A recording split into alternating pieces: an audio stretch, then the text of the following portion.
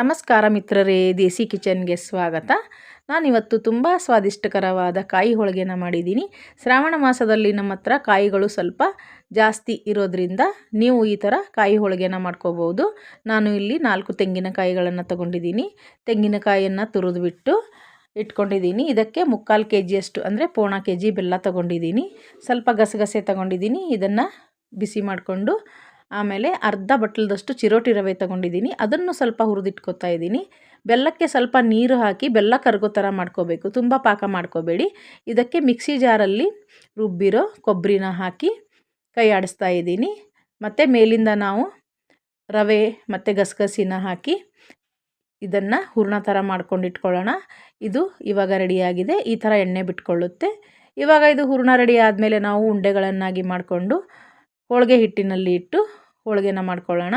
ಈ ಹಿಟ್ಟಿಗೆ ನಾನು ಗೋಧಿ ಹಿಟ್ಟು, ಮೈದಾ, ಸ್ವಲ್ಪ ಚಿರೋಟಿ ರವೆ ಹಾಕಿ ಹಿಟ್ಟನ್ನು ಕಲಿಸ್ಕೊಂಡಿದ್ದೆ. ಇವಾಗ ನಾವು ಕೈಯಿಂದ ಆದರೂ ತಟ್ಟಿ ಇಲ್ಲಾಂದರೆ ಬೆಳ್ಳುಣಿಗೆಯಿಂದ ಲಟ್ಟಿಸಿ ಹೋಳಿಗೆನ ಮಾಡ್ಕೋಬಹುದು.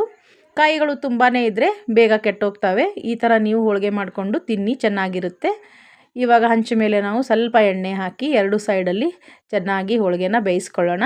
ಇವಾಗ ರುಚಿಕರವಾದ ಹೋಳಿಗೆ ರೆಡಿಯಾಗಿದೆ. ನೀವು ಕೂಡ ಟ್ರೈ ಮಾಡಿ. 4 ಕಾಯಿಗಳಲ್ಲಿ ನಾನು ಒಂದು 35ರಿಂದ 40 ಹೋಳಿಗೆನ ಮಾಡಿದ್ದೀನಿ. ನೀವು ಕೂಡ ಟ್ರೈ ಮಾಡಿ. Thank you.